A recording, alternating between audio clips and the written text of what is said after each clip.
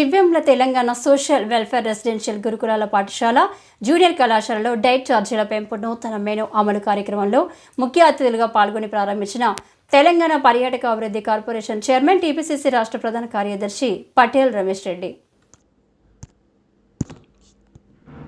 అనంతరం విద్యార్థులు వారి తల్లిదండ్రులు అధికారులతో కలిసి అక్కడే భోజనం చేశారు. హాస్టల్లో తరగతి గదుల నిర్వహణ, తాగునీటి సౌకర్యం, విద్యార్థులకు అందుతున్న భోజన నాణ్యత గురించి సిబ్బందిని అడిగి తెలుసుకున్నారు. పాఠశాలలోని సదుపాయాలు, మరుగుదొడ్ల నిర్వహణ, విద్యార్థుల సీజనల్ వ్యాధుల బారిన పడకుండా తీసుకోవాల్సిన జాగ్రత్తలను అధికారులు ఉపాధ్యాయులకు వివరించారు. అంతకుముందు జరిగిన కార్యక్రమంలో పటేల్ రమేష్ మాట్లాడుతూ Chivvemla Telangana social welfare residential గురుకులాల పాఠశాలను దత్తత తీసుకుంటారని అన్నారు. సాంఘిక సంక్షేమ పాఠశాల ప్రమాణాలను పెంచాలని ప్రభుత్వం దృఢ సంకల్పంతో ఉంది అన్నారు.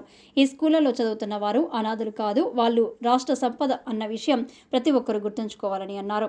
గురుకుల పాఠశాలలో బెంచీలు, బాత్రూంలు కట్టించే బాధ్యత నేను తీసుకుంటారని, అలాగే అదనపు తరగతి గదులు లేక ఇబ్బంది అవుతుందని, దీనిని రాష్ట్ర ముఖ్యమంత్రి రేవంత్ రెడ్డి దృష్టికి తీసుకువెళ్లి నిధులు మంజూరు చేస్తారని అన్నారు. ఎటువంటి సమస్యలు ఉన్నా తన దృష్టికి తీసుకురావాలని తెలిపారు.